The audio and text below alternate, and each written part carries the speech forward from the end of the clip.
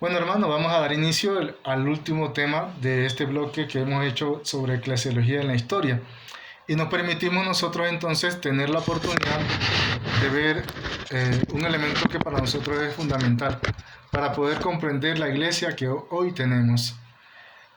Nos permite eso ubicar cómo dentro de la historia ha sido un referente fundamental la pregunta: ¿nuestra iglesia es la que fundó Jesús? Y la respuesta es: tanto cuanto más corresponda al misterio y al seguimiento auténtico de Jesús, tanto cuanto más la iglesia responderá a por qué ha sido fundada en torno a la presencia del Hijo de Dios en la tierra. Así como Jesús inicia una obra y la encomienda a sus discípulos, también nos encomienda particularmente a nosotros los cristianos el poder llevar adelante esa obra. Y la iglesia debe responder a esa misión encomendada a Jesús. Para eso fue creada. Entonces, hemos visto todo un recorrido. Los primeros 3 siglos fueron de una iglesia martirial, en persecución, en la cual ser cristiano significaba dar la vida y estar dispuesto a entregarla si era necesario en virtud de esa misión. Cuando la iglesia, a raíz de que se ha vinculado o se ha oficializado como la iglesia del Imperio Romano, eso nos marcó profundamente un estilo de vida o una manera de comprender no solamente lo que es la iglesia, sino la misión de un bautizado dentro del mundo. Y nos vinculó estrechamente con el poder, nos vinculó estrechamente con las facilidades. Eso quizás en un momento dado nos pudo ayudar, pero también nos ha recargado un lastre grande de habernos separado. Entonces llegó un momento en que la iglesia se llamó, el modelo que vimos, en la iglesia de cristiandad, que es el modelo menos cercano a la experiencia que nos mostró Jesús con su vida. Por eso, al terminar este último bloque, el tema sobre la modernidad, la iglesia, que todavía sigue siendo jerárquica, quiso mantener ese estatus dentro de la historia, dentro de la sociedad. Y claro, en algún momento dado, todavía al comenzar a separarse de lo político o de los regímenes políticos dentro de la historia, y al surgir este nuevo movimiento liberal de conocimiento, que muchas veces ese conocimiento se separó de la tradición de la iglesia, para hacerse cada vez más reconocida como independiente. Entonces llegó un momento en que la modernidad se fue dibujando o se pudo haber interpretado como alejarse de la palabra de Dios. Y esa interpretación fue la que colocó a la iglesia en una postura en donde comenzó a decir lo que significaba error para los cristianos: el conocimiento separado de Dios de manera tal se tornaba peligroso. Y para poder hacerle frente a la modernidad y a estas corrientes liberales y a esta forma de pensamiento donde el hombre se ponía en el centro y separaba a Dios, no tuvo en algún momento dado como respuesta, la respuesta que pudo dar fue concentrarse más, centralizarse más, y se centralizó, claro, en la figura que dirige la iglesia, que es el Papa. En la modernidad, entonces, la iglesia separó al mundo y lo estigmatizó, por decirlo de alguna manera, y condenó, como ustedes pudieron ver en el tema anterior, a la modernidad, a las corrientes liberales, a la enseñanza de un ser científico separado de la iglesia. Eso tarde o temprano fue confrontando dificultades para ir integrando la fe y la razón, la fe y la ciencia, a tal grado que comienzan a haber movimientos dentro de la iglesia en donde se trata de poner los pies sobre la tierra y decir: yo en este mundo puedo adquirir conocimiento y puedo desarrollarme como un cristiano que va a influir reconociendo lo que es auténtico de bondad dentro de la ciencia. Y van a surgir movimientos. En los años 40 del siglo pasado surgió un movimiento científico de la lectura de la Biblia. No quiere decir que vamos a ver todo desde ese punto de vista, ese enfoque, pero sí nos dieron herramientas para ir reconociendo que la iglesia dentro de la historia tuvo su influencia y te puede reconocer dentro del descubrimiento científico la semilla del amor y de la fe de Dios. Entonces se fue haciendo de manera más científica y real el acercamiento a la persona de Jesús y a Dios en medio de la Biblia.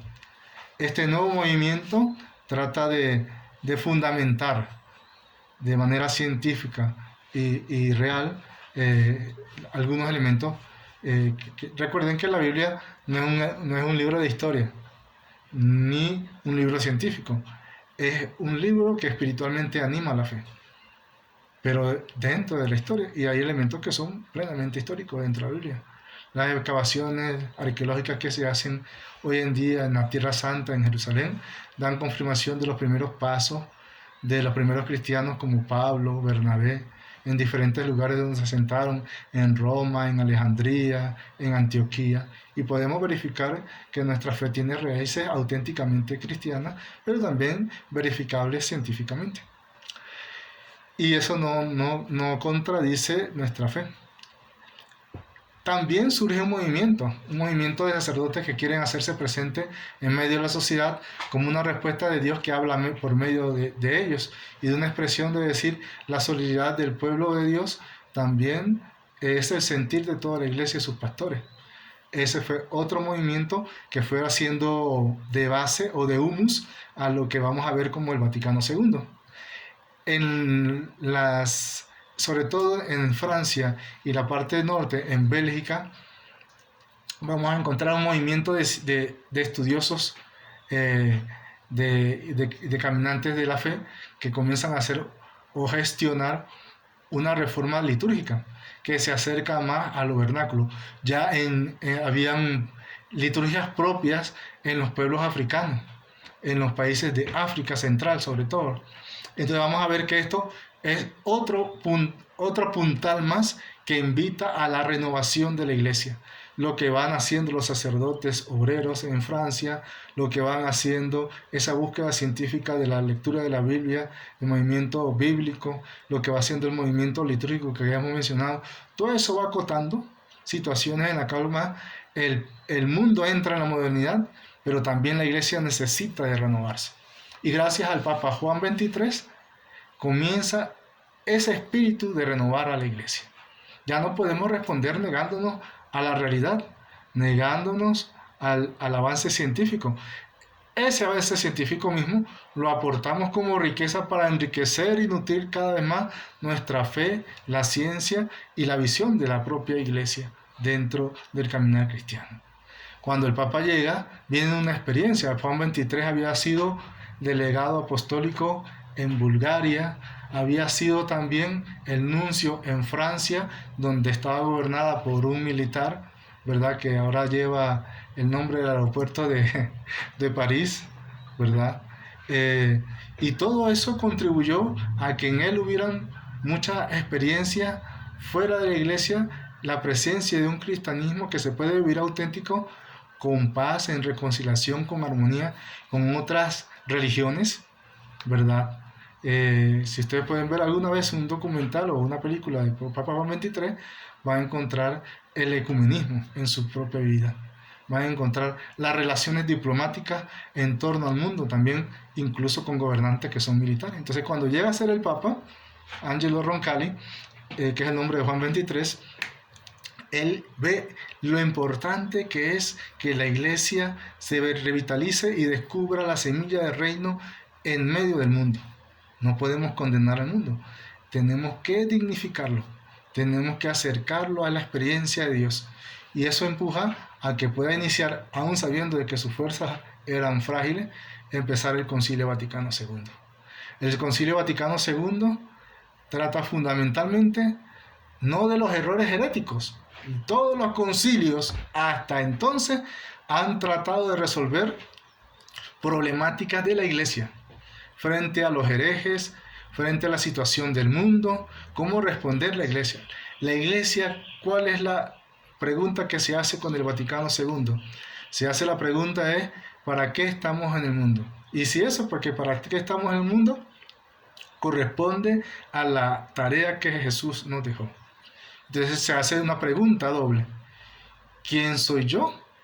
¿Quién es la iglesia? ¿Y para qué está la iglesia en el mundo? Son las dos respuestas que da el Vaticano II. Y para eso reforma la liturgia, reforma, integra las culturas, reforma la manera en que la iglesia se dirige al mundo. Ya la iglesia no dice, como decía antes del Vaticano II, que fuera de la iglesia no hay salvación. Quien no se hace cristiano se condena. No, el Vaticano II en su reflexión nos dice todo lo contrario.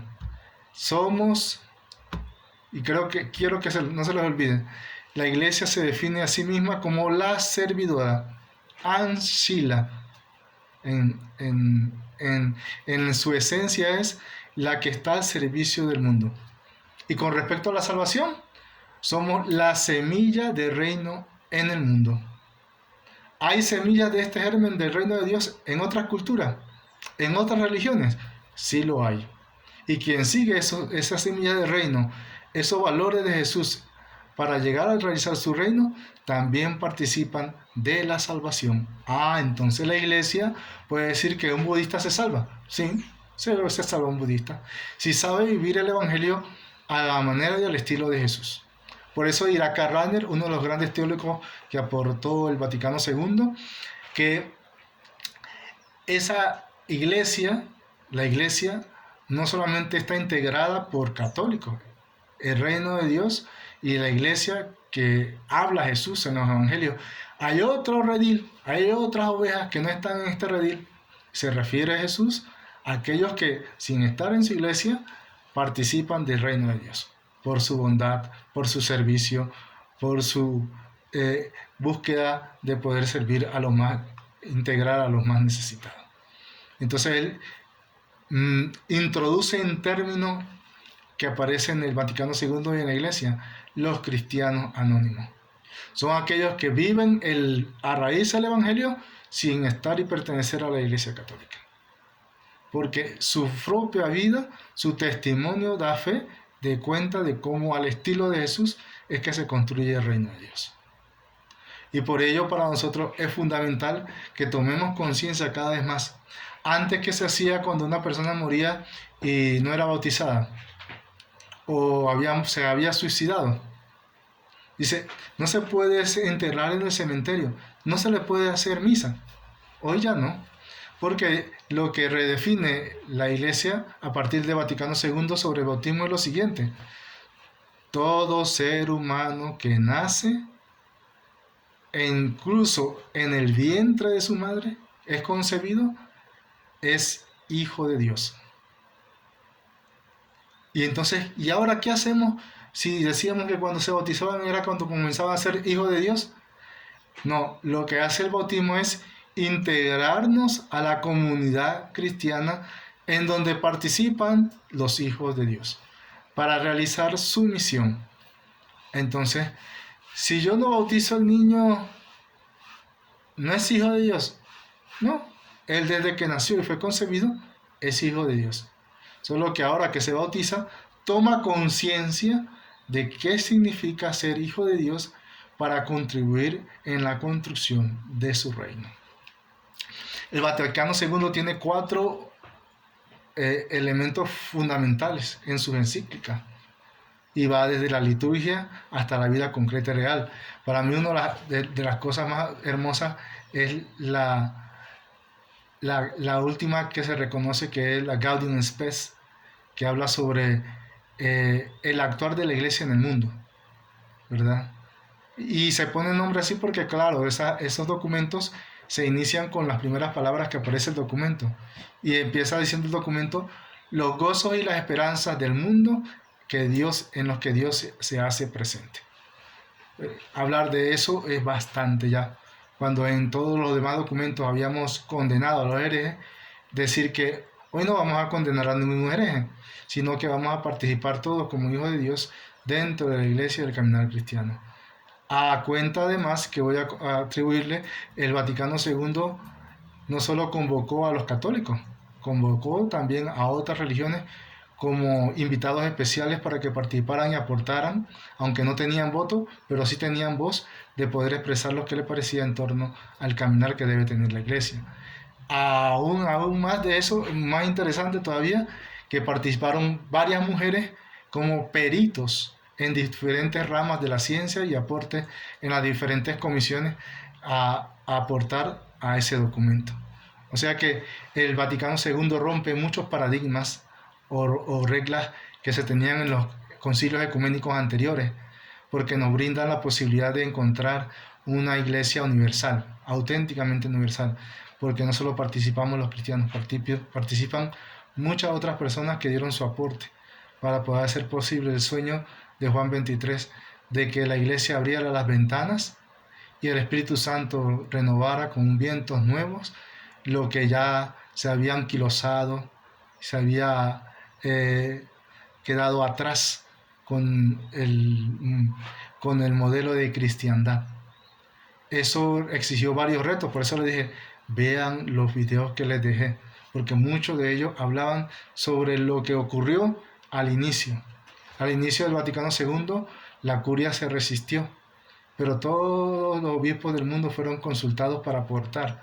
Y al inicio, la curia romana presentó un esquema, pero los obispos de toda la iglesia sabían que habían sido consultados, ya traían ese espíritu y todos sabían que todos están en colegialidad y dieron su propio esquema. Y este esquema que estaba de la curia quedó en segundo plano y el que se realizó fue el que se consultó, donde participaron todos los obispos. Y así vamos a empezar y así vamos a continuar. Esa es una de las grandes riquezas. Aparte de eso, habían habido varios teólogos que habían sido rechazados y no solamente les quitó el veto que le había dado o las sanciones que le había dado los papas anteriores, sino que lo restituyó y lo puso como peritos del concilio, para que todas las voces de la iglesia y sus pastores fueron escuchadas. Y eso también lo logró Juan 23. Juan 23 fue el que inició, pero no concluyó el concilio, lo concluyó uno de sus grandes amigos, ¿verdad? Pablo VI, si no me equivoco. Que nos permite a nosotros ver que él continúa también siendo amigo de Juan 23, continúa parte de ese legado, de ese sueño que tenía Juan 23, de ver una iglesia que respondiera cada vez más al Espíritu de Jesús. Han pasado 50 años y todavía hay cosas que todavía necesitamos renovar de la iglesia para que sea auténticamente el sueño de la iglesia que fundó Jesús. En comunión y participación. Son dos elementos que fueron como los hilos, los rieles conductores del Concilio Vaticano II. La comunión de todos los cristianos y la participación de todos. No solamente participaron los cardenales, los obispos, también participaron otros laicos, participaron de otras denominaciones religiosas, y el pueblo de Dios estaba muy expectante para ver qué cosas nuevas podía traernos esto. La idea era poder refrescar a la iglesia, que no fuera una iglesia que todavía está allá en el siglo X, en el siglo XII, sino que está en el siglo XXI y debe responder al siglo XXI como maneras y expresiones particulares del siglo XXI.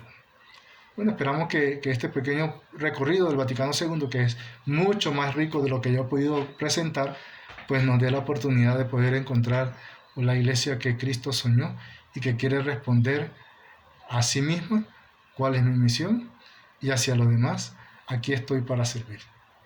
Como dirá la Virgen María, he aquí la esclava del Señor. Hágase en mí tu palabra.